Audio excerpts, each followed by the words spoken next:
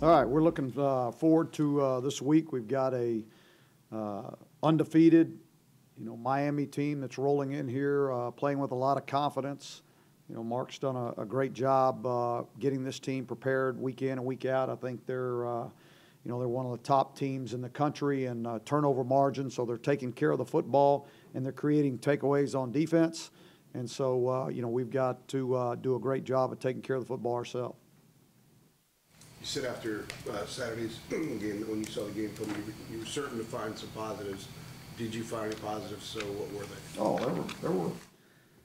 Oh, there were positives throughout the game. I mean, there were some good things that happened throughout the game at every position and on every unit, but there weren't enough of them. I mean, there were the mistakes and the negative plays far outweighed the positive things that happened. But again, it's for me, looking at on some of these guys, understanding that where they are as football players at this time in their career, and that even though a mistake is made, there'll be something positive that will come out of it as far as how they develop and how they grow. How are you evaluating improvement at this point, even if the results overall aren't what you like, play to play, or little things that you look for that shows you? Well, I look for individual players, and if I feel like guys are getting better, if individual players are getting better, we may not. I can tell you offensively. I mean, we didn't get better as an offense, but there were guys within the offense that did some nice things in some situations that they had made a mistake before doing it and got it corrected and didn't make the same mistake. So you got to look for the little things, the small silver linings in the details. And if we can, we just got to keep improving and paying attention to detail. Do you have an example of something like that that speaks to kind of what you're saying with the individual?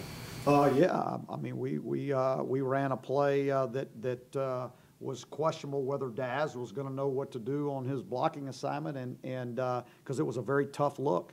And he went in and took the right guy and blocked him, and we had a nice positive play because of it. If he doesn't do it, we're not going to have a positive play. And it was a difficult look for him. It was kind of cloudy, and I wasn't sure what he was going to do when we were running the play on the field. And he went to the right guy and got him blocked, and we had a nice play out of it. So, it's individual things that you're looking for. If guys, because earlier he probably wouldn't have made that block. He probably wouldn't have gone to the right guy in that situation. I know that obviously the mission is to win each of these remaining 4 games, but you haven't been in this situation before. Is there a point in time where as a staff you start to give some guys that are going to be back a little bit more opportunity to play to start building toward next year? No, not for me. I mean, we're first of all, those guys are playing. I mean, we don't have a lot of choice in that matter. So, and I would prefer not to be bringing anybody out of a red shirt that we're right now is still in a red shirt. So it's, we're going to continue. We're going to focus on this game, and the goal will be to win this football game and do whatever we need to do to be successful, and that's it. That's what it'll be every week. That won't change. How do you handle season goals now that you don't have anything as far as postseason to play for? Yeah, we talked about, as seniors yesterday, I mean, what's left for these guys, what kind of legacy do they want to leave, and how are they going to respond to what's going on in with our program right now? Because that's what they're going to be remembered as. It won't be so much the wins and losses, but how they reacted in this, in times of adversity, and how they led this football team, and are they going to continue to keep this group together like they've done such a good job of doing, So that's where we're at right now. Where there was 14 penalties, I think 8 of them were false starts, 6 by senior offensive lineman. You kind of explain how that happens, and is that surprising that seniors make those mistakes? That means that he moved before the ball was snapped. That's how that happens. I mean, how does it happen? Miscommunication? No. It was strictly, their stemming. And what they were doing defensively with their stemming right before the snap. So if you're on, you're doing a cadence of first sound, and their defensive tackles move and say move real loud. I mean, and, you know, it gets you. And then you get flustered, and then it happens again, and then you do it. And there's 2 false starts, I think, on punt cover. On the ball, yeah. Is that just inexperience and? It was by 2 freshmen, you know, both of them. I mean, you know, it's something that we work on with those guys. They got to do a better job of it. Just because their guys are moving doesn't mean that they got to be moving, you know. And, you know, I think part of that was just a little bit of the being overwhelmed in the situation and you know, a little big-eyed at it. Chaz's fumble that was returned for the score, I believe it was Michael was back there in pass protection. He blocked the guy, but I guess he kind of went over Michael and then ended up on the ground making the play with Chaz. What would you want to see Michael do differently in that situation? Oh, I'd rather just stay on the guy, not worry about getting low and cutting the guy, but stay up on him and hit him in the mouth and move his feet and get his hands inside, you know, instead of, you know, flipping the guy up over him. I mean, you know, the guy made a heck of a play, so you got to give him credit. But, yeah, we want Michael to stay up in that situation and face the guy up. When you talked about effort not being an issue, when you went back on film and you looked at a game that is that lopsided, was effort a problem? No, there wasn't in a time really for me where I felt like the guys didn't give the effort that they needed to make plays. I mean, it was you know, the guys that were out there on that field, they were playing hard, you know. Didn't have a reason to, you know, other than pride, but they did, you know. So I didn't feel like effort was a problem in the game. KJ Sales is a player that got thrown at a lot on Saturday. Made some plays, made some stops. What have you seen from him in that tape, and what have you seen from him this season as he progressed? I think he's gotten better and better every week. I mean, you know, when you play that position, you're not going to be 100%. I've never been around one that has been. Don't know of one that has been.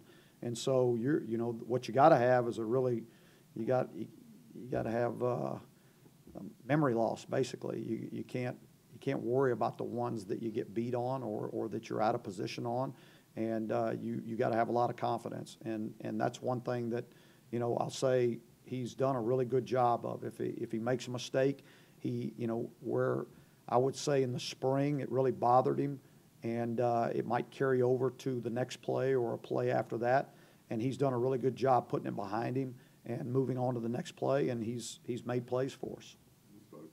Previously this season, what do you think about that guy as a person, and what was like recruiting him? Any stories about? Seems like a kind of a big personality. He's got a lot of personality. You know, he's always a really happy-go-lucky kind of kid that likes to talk, likes to sing, likes to dance.